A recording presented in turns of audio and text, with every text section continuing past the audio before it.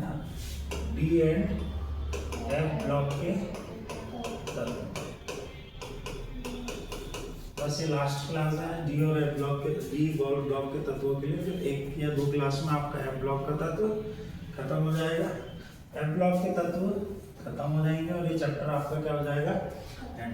क्या पढ़ लिया है, डी और एफ ब्लॉक के तत्वों को क्या कहा जाता है, डी ब्लॉक के तत्वों को संक्रमण तत्व क्यों कहते हैं, संक्रमण तत्व तो हमने बता दिया क्योंकि इनके जो रासायनिक गुणधर्म होते हैं वो सभी के कुछ ना कुछ अलग अलग विशेष प्रकार के गुणधर्म पाए जाते हैं ना। फिर इनमें एक तत्व का अध्ययन करके हम बाकी सभी तत्वों का अनुमान नहीं लगा सकते हैं, क्यों, क्योंकि इनमें विशेष प्रकार की प्रकृतियां पाई जाती है। अब जैसे सपोज दैट अपन ने बात की थी क्या, इनका इलेक्ट्रॉनिक विन्यास, इनका क्या इलेक्ट्रॉनिक विन्यास। इलेक्ट्रॉनिक विन्यास में अपन ने देखा था, आप फटाक से तुम बताओगे, फटाक से बताओ पूरे थर्ड तृतीय श्रेणी के 3D श्रेणी के तत्व बताओ फटाक से, बोलो जोर से। Scandium, titanium, vanadium, chromium, manganese, ferrous, cobalt, nickel, copper और जिंक। इसमें से कौन से 2 थे जो अलग संयोजकता प्रयोजित कर रहे थे, कॉपर और क्रोमियम, है ना। स्कैंडियम का परमाणु क्रमांक कितना होता है 21, टाइटेनियम का, वेनेडियम का 23, क्रोमियम का 24, मैग्नीज का 25, फेरस का 26, कोबाल्ट का 27, निकेल का 28, कॉपर का 29 और जिंक का 30 हो गया। अब यदि हमने बात की कि इसके लिए अपन क्या याद रखना है, ऑर्गन कहाँ तक 80 तक, मतलब अपन केवल इसका कौन सा कक्ष लिख रहे हैं, संयोजी कक्षा। क्या लिख रहे हैं, संयोजी कक्षा। कल मैंने एक्सप्लेन कर दिया था संयोजी कक्षा और बाह्य कक्षा में क्या अंतर है यहाँ पर। वैसे जनरली पी ब्लॉक और एस ब्लॉक के तत्वों में संयोजी कक्षा और बाह्य कक्षा कैसी होती है, एक ही होती है, परंतु यहाँ पर डी ब्लॉक में बाह्य कक्षा और संयोजी कक्षा में अंतर होता है ना। स्कैंडियम की यदि बात करें तो 18 और 3 21, तो 4s2 और 3d1 है ना। 22 बोले तो 4s2 और 3d2 है ना, 4s2 और 3d3 और 4s1 और 3d5 और 4s2 और 3d5, फेरस का 4s2 और 3d6, कोबाल्ट का 4s2 और 3d7, निकेल का 4s2 और 3d8, कॉपर का 4s2 4s1 और 3d10 और जिंक का 4s2 और 3d10 है ना। आपको बताया गया था, क्या बताया गया था, है ना, इलेक्ट्रॉनिक विन्यास है ना, हो गया। दूसरी यदि बात करें तो दूसरा अपन ने क्या पढ़ा था, आयनन विभव। क्या पढ़ा था, आयनन त्रिज्या या इसको बोलते थे परमाणुवीय त्रिज्या। क्या बोलते हैं, परमाणुवीय त्रिज्या। तो क्या होती है परमाणुवीय त्रिज्या, तो परमाणु के नाभिक से बाह्यतम कोश की दूरी जो होती है वो क्या होती है, उसकी परमाणु त्रिज्या होती है। और यदि हम आवर्त सारणी में बाएं से दाएं जाए तो डी ब्लॉक के तत्वों की क्या होगी, घटेगी, फिर क्या होगी, बढ़ेगी। घटने का कारण क्या है, क्योंकि नाभिकीय आवेश लगातार बढ़ते जा रहे हैं, और बढ़ने का कारण क्या है, परिरक्षण प्रभाव और इलेक्ट्रॉनों का प्रतिकर्षण। तीसरी बात हमने तीसरा गुण क्या देखा था भाई, तीसरा गुण क्या देखा था, आयनन ऊर्जा। क्या देखा था, आयनन ऊर्जा। तो आयनन ऊर्जा की यदि बात करें तो आयनन ऊर्जा क्या होती है, किसी परमाणु के बाह्यतम कोश में उपस्थित इलेक्ट्रॉन को उसकी कक्षा से बाहर निकालने के लिए दी गई ऊर्जा क्या कहलाती है, आयनन ऊर्जा, है ना। क्या कहलाती है, आयनन ऊर्जा। और यदि हम आवर्त सारणी में बाएं से किधर जाए, दाईं ओर जाए, तो आयनन ऊर्जा का मान क्या होता जाएगा, बढ़ता जाएगा। क्यों, क्योंकि इनमें इलेक्ट्रॉनों की संख्या बढ़ती जाएगी, नाभिकीय आवेश बल बढ़ता जाएगा, जिसके कारण यहाँ पर ऊर्जा का भी मान बढ़ेगा। चौथा, ये रंगीन आयन बनाते हैं। क्यों बनाते हैं रंगीन आयन, क्योंकि सर इनके बाह्यतम कक्षा में क्या प्रेजेंट होते हैं, अयुग्मित इलेक्ट्रॉन। क्या प्रेजेंट होते हैं, अयुग्मित इलेक्ट्रॉन, अयुग्मित इलेक्ट्रॉन। और यदि और डीप कारण पूछा जाए तो आपको बताया था, क्या बताया था, क्या बताया था मैंने कि यहाँ पर डी संक्रमण होता है। क्या होता है? डी संक्रमण। डी संक्रमण का मतलब क्या बताया था? डी कक्षक में कितने, डी उपकोष में कितने कक्षक पाए जाते हैं? 5। कितने पाए जाते हैं? 5। एक कौन सा होता है? D X Y, D Y Z, D Z X, D X square minus Y square और डी जेड स्क्वायर। तो यहाँ पर ये दो कक्षा स्प्लिट हो जाती है। स्प्लिट होने का मतलब ब्रेक होकर अलग हो जाती है और यहाँ से एक इलेक्ट्रॉन उछलकर कहाँ चला जाता है? दूसरे वाले में। तो इसके द्वारा जो ऊर्जा ली गई जिस प्रकाश किरण से, जिस प्रकार के प्रकाश से, है ना, उसके द्वारा जितने कॉम्प्लीमेंट्री कलर छोड़े जाते हैं उन कॉम्प्लीमेंट्री कलर का जो संयुक्त कलर रंग होगा वही इसके द्वारा क्या किया जाएगा? प्रतिकर्षित किया जाएगा। पांचवी चीज हमने देखी थी कौन से? चुंबकीय गुण। कौन सा गुण? चुंबकीय गुण। तो चुंबकीय गुण भी क्यों प्रदर्शित करता है? तो चुंबकीय गुण के लिए आपको दिमाग में रखना है क्या? पाउली की अपवर्जन सिद्धांत, है ना। मैंने आपको बताया था कि एक कक्षक के अंदर दोनों 2 मोल इलेक्ट्रॉन होते हैं और एक मोल इलेक्ट्रॉन और दूसरा मोल इलेक्ट्रॉन दोनों की जो गति होती है वो कैसी होती है? विपरीत होती है। कैसी होती है? विपरीत। अब चूंकि आवेश गति करेगा तो ऑस्टेट ने कहा था कि चुंबकीय क्षेत्र उत्पन्न होगा। अब दोनों का चुंबकीय प्रभाव एक दूसरे की विपरीत गति के कारण कैसा हो जा रहा है? शून्य हो जा रहा है, उदासीन हो जा रहा है ना। अब यहाँ पर यदि किसी को चुंबकीय गुण प्रदर्शित करना है तो इसके बाह्यतम कोश में क्या उपस्थित होने चाहिए? अयुग्मित इलेक्ट्रॉन। क्या उपस्थित होने चाहिए? अयुग्मित इलेक्ट्रॉन। और इसके लिए अपन ने चुंबकीय आघूर्ण के लिए सूत्र पढ़ा था। चुंबकीय आघूर्ण का सूत्र क्या होता है बेटा? चुंबकीय आघूर्ण का सूत्र क्या होता है? Mu equals to under root n plus 2। क्या होता है? Mu equals to n plus 2। n क्या है यहाँ पर? अयुग्मित इलेक्ट्रॉनों की संख्या। अयुग्मित इलेक्ट्रॉनों की संख्या आई के बाद समझ में, जिसमें जितने ज्यादा इलेक्ट्रॉन अयुग्मित इलेक्ट्रॉन होंगे वो उतना ही ज्यादा चुंबकीय गुण प्रदर्शित करेगा, चाहे यौगिक की बात करें चाहे तत्व की बात करें। क्लियर? इतने ही पढ़े थे। और साथ में अपन ने क्या पढ़ा था? परिवर्ती ऑक्सीकरण अवस्था। क्या पढ़ा था?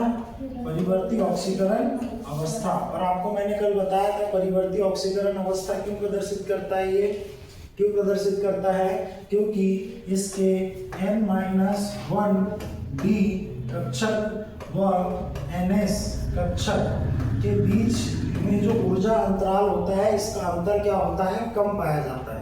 ऊर्जा अंतर क्या पाया जाता है? कम। इसलिए ns से भी निकल जाते हैं और n-1 d से भी इलेक्ट्रॉन निकाले जा सकते हैं। इसीलिए क्या करते हैं? परिवर्ती ऑक्सीकरण अवस्था प्रदर्शित करते हैं। चलो बताओ, मैंने कल बताया था आपको स्कैंडियम, बोलो फटाक से, scandium, titanium, vanadium, chromium, chromium, manganese, ferrous, cobalt, nickel, copper और जिंक, है ना। मैंने बोला था आपको कि +1 ऑक्सीकरण अवस्था केवल कौन प्रदर्शित करेगा? +1 केवल कौन करेगा? आपका कॉपर, है ना। +2 कौन करेगा? +2 कौन करेगा? स्कैंडियम छोड़ दो +2, क्रोमियम छोड़ दो +2, बाकी सब करेंगे +2। बाकी सब क्या करेंगे? +2, है ना। यहाँ पर +3 2 छोड़ दो, यहाँ पर +3, यहाँ पर 1 छोड़ दो, यहाँ पर +3 और यहाँ पर +3, बाकी सब नहीं करेंगे। आई क्या बात समझ में? +4 कौन करेगा? +4 कौन करेगा? वैनेडियम। कौन करेगा? वैनेडियम। कौन करेगा? वैनेडियम। और कौन करेगा? और कौन करेगा? निकेल। और कौन करेगा?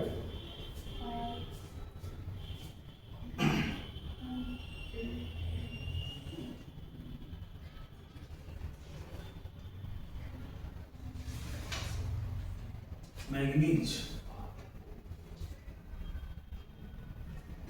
एक सेकंड, थोड़ा सा कौन कौन करेगा? वैनेडियम करेगा, सॉरी टाइटेनियम करेगा। कौन करेगा? टाइटेनियम। और मैग्नीज करेगा। और कौन करेगा? यहाँ पर निकेल, है ना। कौन करेगा? निकेल। बाकी सब नहीं करेंगे। अब 5 कौन करेगा? वैनेडियम। कौन करेगा? वैनेडियम। और 6 कौन करेगा? 6 कौन करेगा? 6 कौन करेगा? क्रोमियम, 6 कौन करेगा क्रोमियम और 7 कौन करेगा मैग्नीज। क्लियर। तो यहाँ पर ये इनकी मुख्य ऑक्सीकरण अवस्था बता दी है ना, जरूरी नहीं है कि ये केवल इतनी ही करेंगे। और मुख्यतः आपको खास तौर पर किसकी किसकी याद रखना है, मैग्नीज की कितनी याद रख लो, +2 +4 और +7। साथ में क्रोमियम की याद रख लो +3 और +6। वेनेडियम की याद रख लो +2 और +5 है ना। टाइटेनियम की याद रख लो +2 और +4। और स्कैंडियम आपको पता है केवल कितनी करता है +3 है ना। ये मुख्य ऑक्सीकरण अवस्था है, इसके अलावा भी कर सकता है। क्लियर। आई क्या बात समझ में। कल मैंने आपको बताया था कि सर +2 और +3 ऑक्सीकरण अवस्था प्रदर्शित करने वाले जो डी ब्लॉक के तत्व होते हैं वो कैसे यौगिक बनाएंगे, आयनिक यौगिक। कैसे यौगिक बनाएंगे, आयनिक यौगिक। कैसे यौगिक बनाएंगे, आयनिक यौगिक। और उच्च ऑक्सीकरण अवस्था प्रदर्शित करने वाले कैसे यौगिक बनाएंगे, मतलब +4 +5 +6 +7 उच्च आयनिक यौगिक, उच्च ऑक्सीकरण अवस्था प्रदर्शित करने वाले कैसे बनाएंगे, उपसहसंयोजी यौगिक। कौन से, उपसहसंयोजी यौगिक। पॉइंट क्लियर हुआ कि यहाँ तक अपन ने इतना कल पढ़ लिया था नहीं पढ़ लिया था, हो गया था है ना। और मैंने लास्ट में एक और चीज बताई थी आपको कि जो ऑक्सीकरण स्टेट है, ऑक्सीकरण स्टेट बोले तो ऑक्सीकरण अवस्था के समानुपाती कौन कौन होगा। एक तो मैंने बताया था ऑक्सीकरण गुण, कौन से बताए थे, ऑक्सीकरण गुण। और दूसरे कौन से बताए थे, उपसहसंयोजी गुण, सहसंयोजी गुण है ना। क्या बताए थे, सहसंयोजी गुण, सहसंयोजी यौगिक और सहसंयोजी गुण। आई के बाद समझ। और इसके व्युत्क्रमानुपाती कौन होगा, अपचयन और आयनिक गुण। कौन से गुण होंगे, आयनिक गुण। यहाँ तक पॉइंट क्लियर हो गया क्या, क्लियर हो गया यहाँ तक, क्लियर। अब अपन पढ़ने जा रहे हैं क्या, उत्प्रेरकी गुण। क्या पढ़ने जा रहे हैं, उत्प्रेरकी गुण।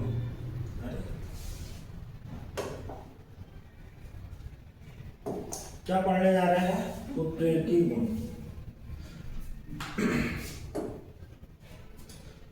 उत्प्रेरकी गुण क्या होता है भैया, यहाँ पर क्या लिखा हुआ है, संक्रमण धातुएं। क्या है, संक्रमण धातुएं और इनके यौगिक उत्प्रेरक की भांति कार्य करते हैं। किसकी भांति कार्य करते हैं, इसके पीछे क्या कारण है, इसका मुख्य कारण है संक्रमण तत्वों की परिवर्तनशील संयोजकता। क्या है सबसे पहला कारण, तत्वों की परिवर्तनशील संयोजकता। परिवर्तनशील संयोजकता का मतलब क्या होता है बेटा, यहाँ पर परिवर्तनशील संयोजकता मतलब परिवर्ती ऑक्सीकरण अवस्था। परिवर्तनशील संयोजकता बोले तो परिवर्तनशील ऑक्सीकरण अवस्था है ना। दूसरा क्या कारण है, यहाँ पर डी ऑर्बिटल का अस्तित्व जो खाली है ना। मतलब डी ऑर्बिटल बोले तो डी ऑर्बिटल का मतलब क्या हो गया, डी कक्षक का खाली पाया जाना। क्या पाया जाना, खाली पाया जाना, मतलब वो रिक्त होना। और तीसरा कारण यहाँ पर दिया हुआ है, इसके द्वारा कौन से यौगिक बनाए जाते हैं, संकर यौगिक। कौन से यौगिक बनाए जाते हैं, संकर यौगिक। संकर यौगिक बोले तो इनको बोला जाता है क्या, कॉम्प्लेक्स कंपाउंड। क्या बनाए जाते हैं, कॉम्प्लेक्स कंपाउंड। अब इस बात को समझते हैं कि सर यहाँ क्या कहानी है। परिवर्तन से संयोजकता का मतलब तो हो गया कि भैया इसके पास एक से अधिक इलेक्ट्रॉनों को संयोजित करने के लिए अलग अलग ऑक्सीकरण अवस्थाएं मौजूद होती है ना। अभी लास्ट गुण अपन ने यही पढ़ा।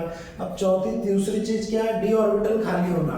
यदि इसके पास डी ऑर्बिटल खाली होगा, डी ऑर्बिटल में कितने कक्षक होते हैं, डी में कितने कक्षक होते हैं, टोटल 5। कितने कक्षक होते हैं, 5 कक्षक खाली होने की स्थिति में ये पांचों के पांचों कक्षक किसके लिए काम कर सकते हैं, उत्प्रेरकी गुण के लिए, है ना। कैसे काम कर सकते हैं अभी बता रहा हूँ। और उत्प्रेरकी गुण से किसका निर्माण करेगा, संकर यौगिक का निर्माण करेगा। किसका निर्माण करेगा बेटा, संकर यौगिक का। किसका निर्माण करेगा, संकर यौगिक का। किसका निर्माण करेगा, संकर यौगिक का। क्लियर। अब यहाँ पर एक तो एग्जाम्पल देखते हैं तो उससे अच्छे से समझ में आएगा। सपोज दैट मैंने आपको कहा कि यहाँ पर मैंने एक कंटेनर लिया। क्या लिया है, कंटेनर। और इसमें मैंने 2 प्रकार के क्या डाल दिए बेटा, एलिमेंट। क्या डाल दिए हैं, एलिमेंट। मतलब 2 प्रकार के क्या डाल दिए मैंने, तत्व। 2 प्रकार के क्या डाल दिए, तत्व। और यहाँ पर भी मैंने कितने प्रकार का, एक दूसरे प्रकार का तत्व और डाल दिया है ना। कितने प्रकार का, दूसरे प्रकार का तत्व और डाल दिया। क्लियर। अब यहाँ पर छोटा सा एक पॉइंट समझना जरूरी है कि उत्प्रेरक काम क्या करता है। उत्प्रेरक का काम होता है कि किसी भी अभिक्रिया में जब ये मौजूद हो तो इसका मौजूद होना उतना जरूरी नहीं है, अभिक्रिया तो तब भी होगी, परंतु इसके मौजूद होने से उस अभिक्रिया की दर में क्या हो जाती है, वृद्धि हो जाती है। मतलब उस अभिक्रिया की गति में क्या हो जाती है, वृद्धि। आई क्या बात समझ में। अभिक्रिया की दर कैसी हो जाती है, तेज। अभिक्रिया की दर कैसी हो जाती है, तेज। अब चूंकि यहाँ पर ये दोनों हैं, अब ये दो प्रकार के तत्व एक दूसरे से क्या करने का प्रयास करेंगे, क्या करने का प्रयास करेंगे, क्या करने का प्रयास करेंगे, बताओ फटाक से, जुड़ने का प्रयास करेंगे। मतलब इनमें क्या होगा बेटा, रासायनिक परिवर्तन, और रासायनिक परिवर्तन के फलस्वरूप ये क्या बनाने का प्रयास करेंगे, उत्पाद। भाई दो अलग अलग तत्वों को एक साथ रखा है तो कोई ना कोई केमिकल चेंजेस तो आएंगे उनके अंदर, तो यहाँ पर ये इस प्रकार से प्रयास करेंगे। अब सपोज दैट मैंने क्या किया कि यहाँ पर एक क्या डाल दिया मैंने, यहाँ पर एक क्या डाल दिया, उत्प्रेरक, अर्थात मैंने बोला क्या, डी ब्लॉक का क्या डाल दिया, तत्व। क्या डाल दिया, डी ब्लॉक का तत्व। और इस डी ब्लॉक के तत्व के डी ऑर्बिटल पूरे के पूरे कैसे हैं, खाली। कैसे हैं, खाली। अब खाली होने की वजह से क्या होगा कि यहाँ पर इसकी जो खाली अवस्थाएं हैं, इस खाली अवस्था में ये तत्व आकर यहाँ पर क्या होने लगेंगे, जुड़ने लगेंगे। इस प्रकार से ये क्या होने लगेंगे, जुड़ने लगेंगे। इस प्रकार से ये जुड़ने लगेंगे। और यहाँ पर बीच में जो खाली स्थान है वहां पर दूसरे प्रकार के तत्व आकर जुड़ने लगेंगे। और इनके जुड़ने से होगा क्या कि ये आपस में एक बॉन्ड द्वारा जुड़ जाएंगे, आपस में एक बॉन्ड द्वारा जुड़ जाएंगे। तो जो ये तत्व आपस में जितना समय ले रहे थे जुड़ने में, इसकी वजह से ये बहुत कम समय में जुड़ गए। और जब ये बाहर निकलेंगे तो इस प्रकार से बाहर निकलेंगे, जो जुड़ चुके हैं इस प्रकार से बाहर निकलेंगे। किस प्रकार से बाहर निकलेंगे, इस प्रकार से। पॉइंट क्लियर हुआ क्या, पॉइंट क्लियर हुआ क्या, पॉइंट क्लियर हुआ क्या, आई क्या बात समझ में। तो यहाँ पर ये ऐसा क्यों कर पाया, क्योंकि इसके पास क्या होती है बेटा, फ्री वैलेंसी। क्या होती है, फ्री वैलेंसी। मतलब इसके पास का जो डी ऑर्बिटल होता है, जो डी कक्षक होते हैं, वो यदि खाली है तो इस प्रकार ये किसको आकर्षित करेंगे, किसको आकर्षित करेंगे, दूसरे तत्वों को। और इन तत्वों में आपस में एक बॉन्ड क्रिएट हो जाएगा और इस प्रकार यहाँ पर किसका निर्माण हो जाएगा, किसका निर्माण हो जाएगा, संकुल यौगिकों का। किसका, संकुल यौगिकों का निर्माण हो जाएगा। आई क्या बात समझ में, पॉइंट क्लियर हुआ क्या। तो अपन ने तीन कारण देखे। पहला कारण क्या था, परिवर्ती ऑक्सीकरण अवस्था के कारण उत्प्रेरकीय गुण प्रदर्शित करता है। दूसरा किसके कारण प्रदर्शित करता है, दूसरा किसके कारण प्रदर्शित करता है, क्योंकि उसके पास डी ऑर्बिटल कैसा होता है, खाली होता है। और तीसरा कारण क्या बताया अपन ने, क्योंकि वो किसका निर्माण करता है, संकुल यौगिकों का। जैसे सपोज दैट हमने कहा कि यहाँ हाइड्रोजन गैस और नाइट्रोजन गैस में जब रिएक्शन कराई जाती है तो इनमें यहाँ पर हम प्लेटिनम, निकिल या फेरस, ये तीनों कैसे हैं, आपके डी ब्लॉक के तत्व है। कैसे है, डी ब्लॉक के तत्व। तो इनकी वजह से यहाँ पर लगभग 300 से 400 डिग्री सेल्सियस पर, कितने डिग्री सेल्सियस पर, यदि एग्जैक्ट देखें तो 343 डिग्री सेल्सियस, और प्रेशर देखें तो यहाँ पर 200 से 300 एटीएम, 200 से 300 एटीएम दाब पर ये क्रिया होती है और कौन सी गैस बना दी जाती है, अमोनिया। तो यहाँ पर ये कौन सा प्रक्रम कहलाता है बेटा, हैबर प्रक्रम। कौन सा प्रक्रम कहलाता है, हैबर प्रक्रम। मतलब हैबर प्रक्रम द्वारा कौन सी गैस बनाई जा रही है, अमोनिया। तो यहाँ पर हम उत्प्रेरकों में जितने भी उत्प्रेरक का उपयोग करते हैं वो कौन, किस ब्लॉक के हैं, डी ब्लॉक के। किस ब्लॉक के हैं, डी ब्लॉक के। पॉइंट क्लियर हुआ क्या। यदि आपसे पूछे कि डी ब्लॉक के तत्व उत्प्रेरकीय गुण क्यों प्रदर्शित करते हैं, तो मुख्यतः कितने कारण है, 3 कारण है। पहला कारण क्या है, पहला कारण क्या है, परिवर्ती ऑक्सीकरण अवस्था। दूसरा कारण क्या है, दूसरा कारण क्या है, अरे पहला कारण क्या है, परिवर्ती ऑक्सीकरण अवस्था। और तीसरा कारण, दूसरा कारण क्या है, डी ऑर्बिटल का खाली होना, ऑर्बिटल का रिक्त होना। और तीसरा यहाँ पर क्या है, संकुल यौगिकों का निर्माण करना। ये 3 इसके क्या है, मुख्य कारण हैं कि ये उत्प्रेरकीय गुण प्रदर्शित करते हैं। पॉइंट क्लियर हुआ क्या? अब नेक्स्ट गुण अपन क्या पढ़ने जा रहे हैं यहाँ पर? नेक्स्ट गुण अपन क्या पढ़ने जा रहे हैं? संकुल यौगिकों का निर्माण। किसका निर्माण? संकुल यौगिकों का निर्माण, है ना? किसका निर्माण? संकुल यौगिकों का निर्माण। तो संकुल यौगिकों का निर्माण ये कैसे कर पा रहे हैं यहाँ पर? संकुल यौगिकों का निर्माण ये क्यों कर पाते हैं? संकुल यौगिकों का निर्माण अर्थात कॉम्प्लेक्स कंपाउंड्स, और इनको क्या बोलते हैं? Coordinate compound. क्या बोलते हैं? Coordinate compound. बोले तो उपसहसंयोजी यौगिक, है ना? ये कैसे होते हैं? छोटे आकार के और उच्च नाभिकीय आवेश वाले। आपको क्या ये नहीं पता छोटे आकार के क्यों होते हैं? क्यों? क्योंकि इनके पास नाभिकीय आवेश कैसा हो जाता है? बढ़ जाता है। बाएं से दाएं जाने पर तो इनका आकार कैसा हो जाता है? छोटा हो जाता है। और किसको छोड़कर? कॉपर और जिंक को छोड़कर, है ना? लगभग इनका सभी का आकार कैसा माना जाता है? समान। बहुत ज्यादा छोटा बड़ा नहीं होता। उपयुक्त ऊर्जा के डी उपकोष की उपलब्धता के कारण ही संक्रमण तत्वों में क्या बनते हैं? संकुल यौगिक, है ना? तो संकुल यौगिक बनाने के लिए मुख्यतः कितने कारण हैं? स्पष्ट हुए के यहाँ पर कितने कारण हैं? संकुल यौगिकों का निर्माण ये कब करेंगे? संकुल यौगिकों का निर्माण। संकुल यौगिकों के निर्माण के लिए आवश्यक दशा क्या है? तो सबसे पहले क्या होना चाहिए? जो परमाणु है उसका आकार क्या होना चाहिए? छोटा होना चाहिए। आकार कैसा होना चाहिए? छोटा होना चाहिए। दूसरी यदि हम बात करें तो यहाँ पर डी उपकोष में क्या होती है? पर्याप्त ऊर्जा होती है। क्या होती है? पर्याप्त ऊर्जा होती है। तीसरा, इनके पास उच्च क्या होता है? नाभिकीय आवेश। उच्च क्या होता है? नाभिकीय आवेश, जिस कारण से ये किसका निर्माण कर पाते हैं? संकुल यौगिकों का। किसका निर्माण कर पाते हैं? संकुल यौगिकों का। अब बोलना हमारे बात समझ में नहीं आ रही है ना? तो मैं यहाँ पर कुछ संकुल यौगिक दिखा रहा हूँ। एक है फेरस साइनाइड। क्या है? Ferrous cyanide. अभी नेक्स्ट चैप्टर में अपन इसको पढ़ेंगे। इसकी वैलेंसी कितनी है? 4-, है ना? एक है आपका निकिल कोबाल्ट। क्या है? निकिल कोबाल्ट, है ना? और एक है आपका यहाँ पर निकिल क्लोराइड। क्या है? निकिल क्लोराइड, है ना? और इस पर कितनी है? 2 वैलेंसी। अब इसमें ये वाला जो है ये कंप्लीट क्या कहलाता है? संकुल यौगिक। क्या कहलाता है? संकुल आयन या संकुल यौगिक। और ये क्या है? आपका केंद्रीय धातु है। ये क्या है? केंद्रीय धातु है। ये क्या है बेटा? केंद्रीय धातु। इन्हें क्या कहते हैं? संकुल यौगिक या इन्हें क्या कहते हैं? संकुल यौगिक या क्या कहते हैं? इन्हें संकुल यौगिक या उप सह संयोजी यौगिक। क्या कहते हैं? उप सह संयोजी यौगिक। क्या कहते हैं? उप सह संयोजी यौगिक। पॉइंट क्लियर हुआ क्या? इसे क्या कहते हैं? उप सह संयोजी यौगिक।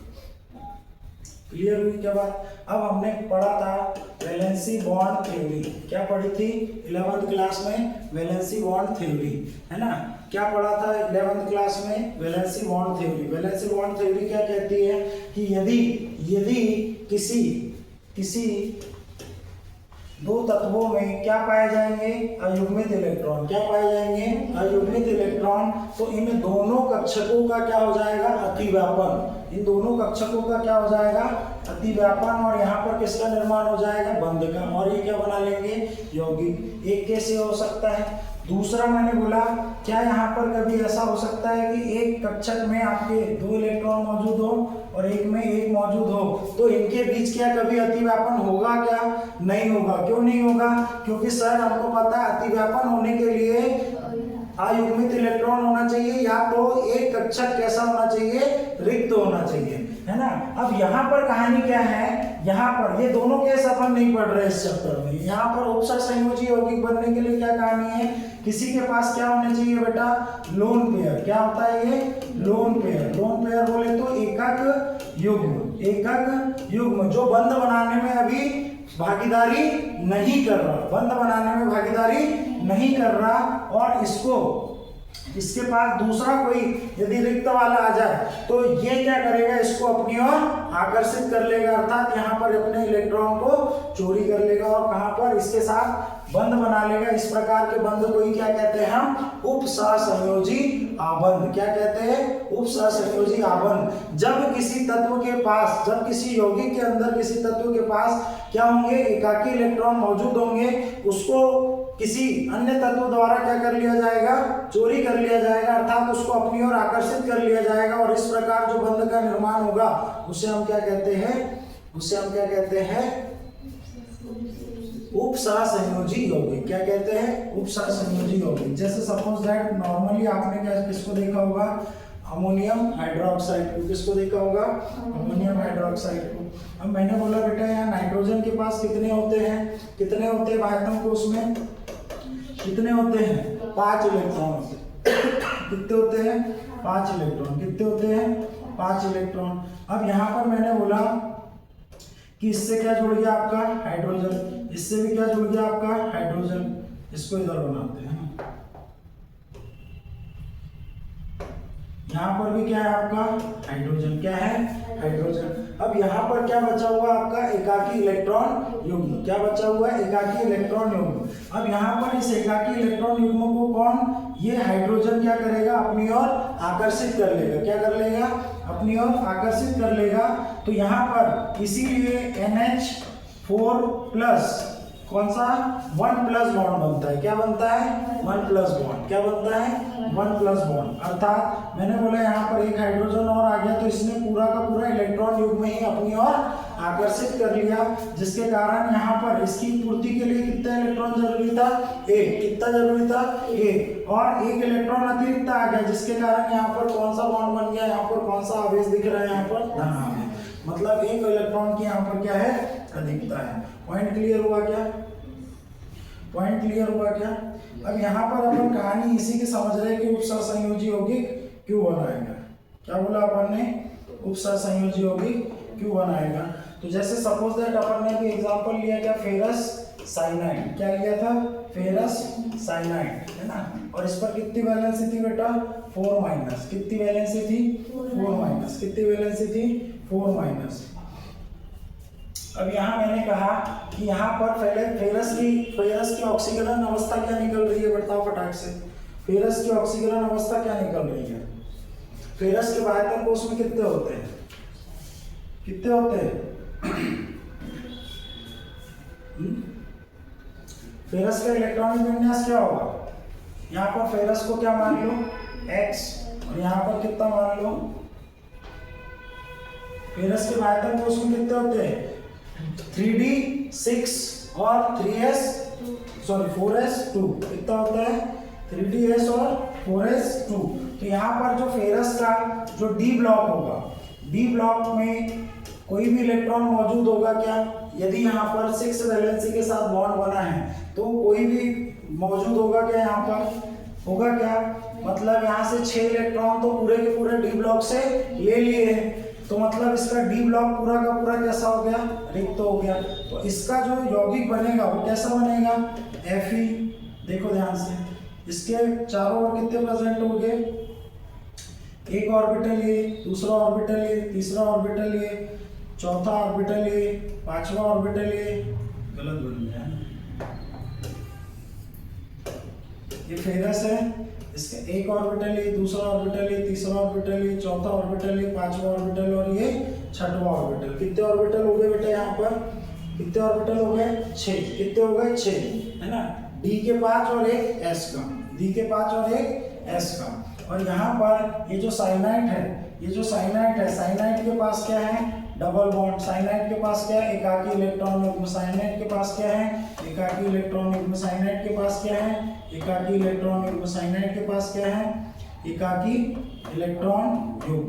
क्या है, एकाकी इलेक्ट्रॉन युग्म। अब ये एकाकी इलेक्ट्रॉन युग्म को क्या करेगा, ये फेरस अपनी ओर आकर्षित करेगा। क्या करेगा, अपनी ओर आकर्षित करेगा। क्या करेगा, अपनी ओर आकर्षित करेगा। और आकर्षित करने के कारण इसके बीच में, जब भी मैंने बोला एक एकाकी इलेक्ट्रॉन युग्म को कोई तत्व अपनी ओर आकर्षित करता है, किसी बंध में से अपनी ओर आकर्षित करता है, तो वो एकाकी इलेक्ट्रॉन युग्म किसकी तरफ आ जाएगा, उस तत्व की तरफ, और जिसके कारण इसके बीच में जो बंध निर्मित होता है वो कैसा बंध होता है, उपसहसंयोजी बंध। कैसा बंध होता है, उपसहसंयोजी बंध। और इस उपसहसंयोजी बंध के कारण इस यौगिक को क्या कहा जाएगा, उपसहसंयोजी यौगिक, या इसी को कहते हैं हम क्या, संकुल यौगिक। क्या कहते हैं बेटा, संकुल यौगिक, है ना। यदि समझ में आया होगा तो ठीक है, नहीं तो ज्यादा टेंशन मत लेना, अगला चैप्टर अपना यही है ना। अगले चैप्टर में अपने को पूरा यही सिस्टम पढ़ना है। पॉइंट क्लियर हुआ क्या, क्लियर हुआ क्या।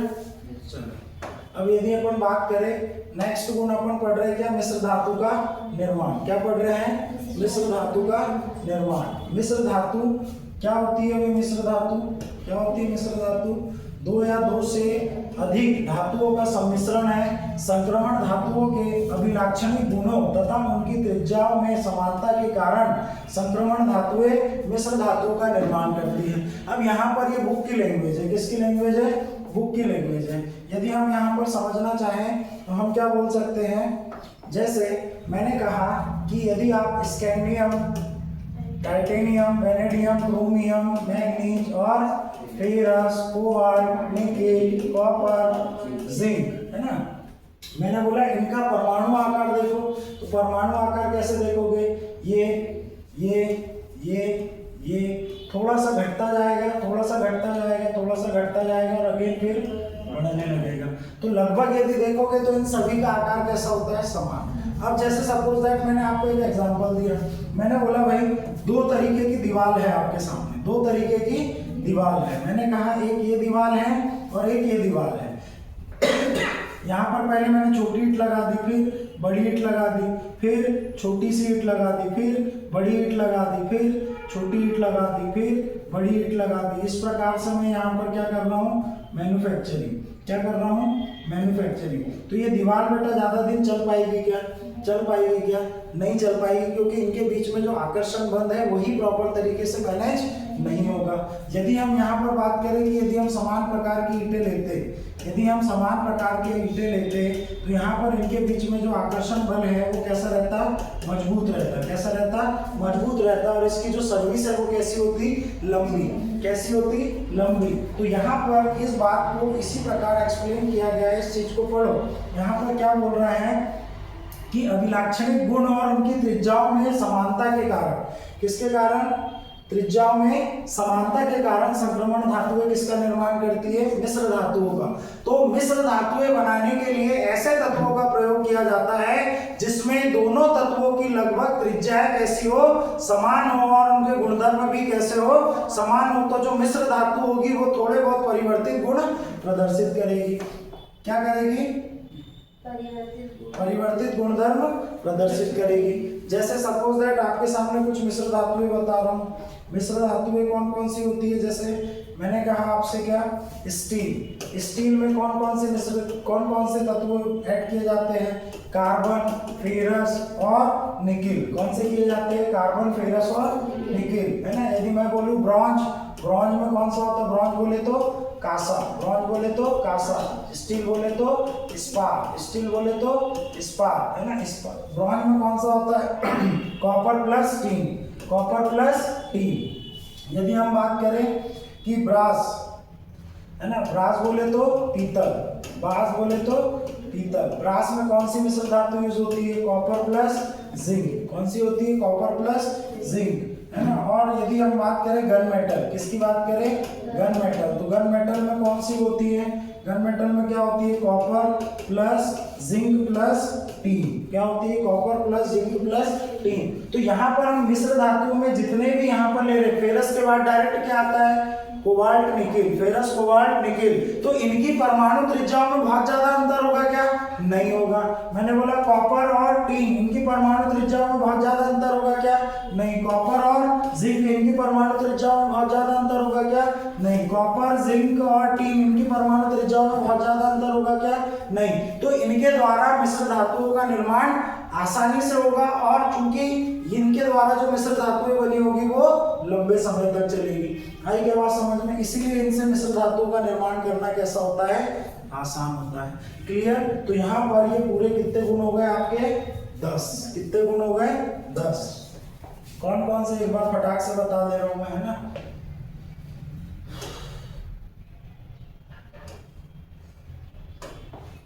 है ना, ये देखो सबसे पहले अपन ने क्या पढ़ा, इलेक्ट्रॉनिक विन्यास, दूसरा क्या पढ़ा आयनन त्रिज्या, तीसरा क्या पढ़ा आयनन ऊर्जा, चौथा क्या पढ़ा रंगीन कण बनाते हैं, पांचवा चुंबकीय गुण प्रदर्शित करते हैं, छठवां परिवर्ती ऑक्सीकरण प्रदर्शित करते हैं, सातवां हमने क्या पढ़ा उत्प्रेरकीय गुण प्रदर्शित करते हैं, उत्प्रेरकीय गुण प्रदर्शित करते हैं, आठवां हमने क्या पढ़ा संकुल यौगिकों का निर्माण करते हैं, किसका निर्माण करते हैं संकुल यौगिकों का निर्माण करते हैं, नौवां हमने क्या पढ़ा मिश्र धातुओं का निर्माण करते हैं, मिश्र धातु का निर्माण करते हैं। तो ये यदि आपसे सामान्य गुण पूछ लिए तो सामान्य गुण पूछे तो आपके पास ये 9 के 9 किसके गुण हैं डी ब्लॉक के तत्वों के गुण है। आई क्या बात समझ में। इसको संक्रमण तत्व क्यों कहते हैं, क्यों इनको डी ब्लॉक के तत्व कहते हैं, क्या बारी किया अपन ने सारी चीजें देख ली। अब अपन क्या स्टार्ट करने जा रहे हैं बेटा, यहाँ पर क्या स्टार्ट करने जा रहे हैं एफ ब्लॉक के तत्व, इसके एफ ब्लॉक के तत्व, एफ ब्लॉक के तत्व। अब एफ ब्लॉक आपकी होती कहां पर है, इस तरीके से मैं यदि आवर्त सारणी बनाऊं तो यहां पर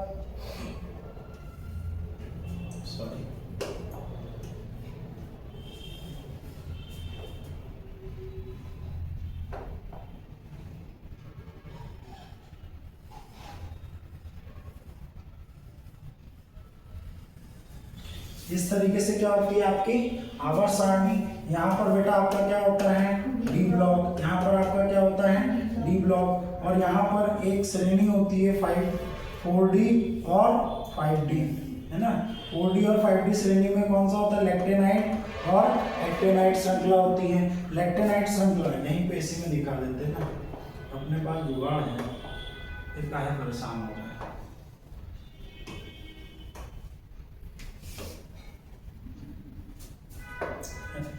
यहाँ पर देखो, यहाँ पर क्या है आपके पास, ये है आपकी कौन सी लैक्टेनाइट। लैक्टेनाइट कहाँ से कहाँ तक है 57 से 71, कहाँ से कहाँ तक है 57 से 71। मतलब इसमें लैक्टेनाइट सीरीज में, लैंथेनाइट सीरीज में टोटल कितने तत्व हैं 14, टोटल कितने तत्व हैं 14, है ना। और यहाँ पर है आपकी एक्टेनाइट्स, कौन सी है actinide, actinide series, actinide series में भी कितने हैं 14। लैंथेनाइट सीरीज में आपका कहां से लैंथेनाइट, लैंथेनियम पहला है और ल्यूटेनियम अंतिम है।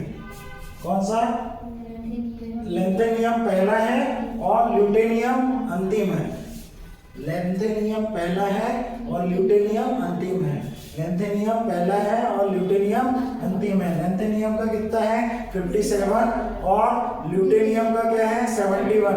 आपसे परमाणु क्रमांक ही पूछ लेगा कहां से कहां तक है, तो 57 से लेकर 71। अब चूंकि इनका जो अंतिम तत्व होता है, इनका जो अंतिम इलेक्ट्रॉन होता है वो कौन सा ऑर्बिटल में जाता है 4f, कौन सा ऑर्बिटल में जाता है 4f, इसलिए इसको कौन सी श्रेणी कहते हैं 4f श्रेणी। क्या कहते हैं 4f श्रेणी। और जो एक्टिनाइट सीरीज होती है, एक्टिनाइट का जो पहला तत्व होता है वो क्या होता है बेटा एक्टिनियम, क्या होता है एक्टिनियम। और इसकी परमाणु संख्या कितनी, परमाणु संख्या कितनी है 89, कितनी है 89। और यहाँ पर लास्ट में कौन सा होता है लॉरेंशियम, कौन सा होता है लॉरेंशियम, और इसकी परमाणु संख्या कितनी है 103, कितनी है 103। तो यहाँ पर लॉरेंशियम और एक्टिनियम से लेकर लॉरेंशियम तक कितने तत्व है टोटल 14। और ये कौन सी श्रेणी में आते हैं बेटा, इनके अंतिम इलेक्ट्रॉन कौन सी श्रेणी में आते हैं 5f श्रेणी में, इसीलिए इसको क्या कहा जाता है 5f श्रेणी के तत्व। क्या कहा जाता है 5f श्रेणी के तत्व। तो f ब्लॉक में कितनी श्रेणियां पढ़नी है अपने को 4f और 5f, 4f और 5f। अब 4f श्रेणी में कौन से आते हैं लैक्टेनाइट सीरीज आती है। लैक्टेनाइट सीरीज में कहां से कहां तक है लैंथेनियम से ल्यूटेनियम तक, कहां से कहां तक लैंथेनियम से ल्यूटेनियम तक। लैंथेनियम का परमाणु क्रमांक कितना है 57, लैंथेनियम का परमाणु क्रमांक कितना है 57 और ल्यूटेनियम का कितना है 71, है ना। फिर 5f श्रेणी, 5f श्रेणी में कौन से तत्व आते हैं, कौन सी सीरीज आती है एक्टिनाइट सीरीज, कौन सी सीरीज आती है एक्टिनाइट सीरीज, एक्टिनाइट सीरीज का पहला तत्व कौन सा है? एक्टिनियम। कौन सा है? एक्टिनियम। और अंतिम कौन सा है? लॉरेंशियम। कौन सा है? लॉरेंशियम। कौन सा है? लॉरेंशियम। कौन सा है? लॉरेंशियम। कौन सा है? लॉरेंशियम, है ना।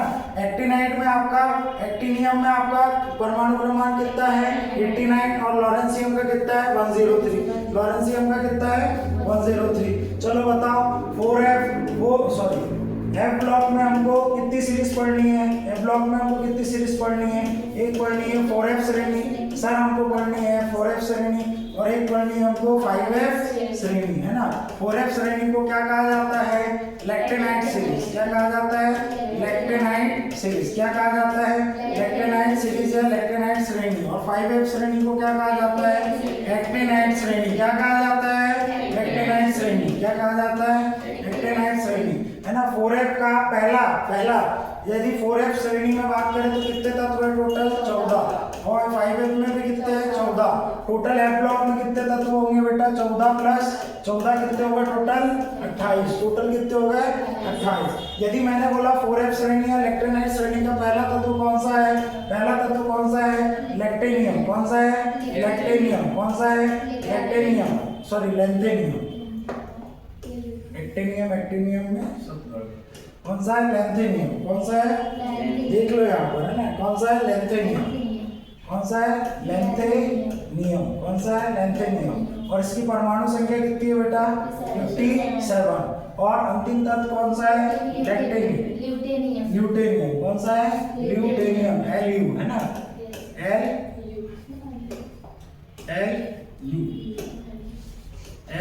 Lu, है ना। और इसका परमाणु क्रमांक कितना है? 71। यदि 5F श्रेणी की बात करें तो इसका पहला कौन सा है? एक्टिनियम। कौन सा है? एक्टिनियम। और इसका कितना है? 89, है ना। और लास्ट कौन सा है? लॉरेंशियम। कौन सा है? लॉरेंशियम। लॉरेंशियम का संकेत क्या है? Lr। क्या है? Lr, है ना। लॉरेंशियम का कितना है? Lr। और एक परमाणु क्रमांक कितना है? 103। क्लियर हो गई यहाँ तक कहानी। तो कल अपन क्या पढ़ेंगे? F block. कोशिश करेंगे कि कल और परसों में 2 दिन में चैप्टर खत्म हो जाए। क्लियर।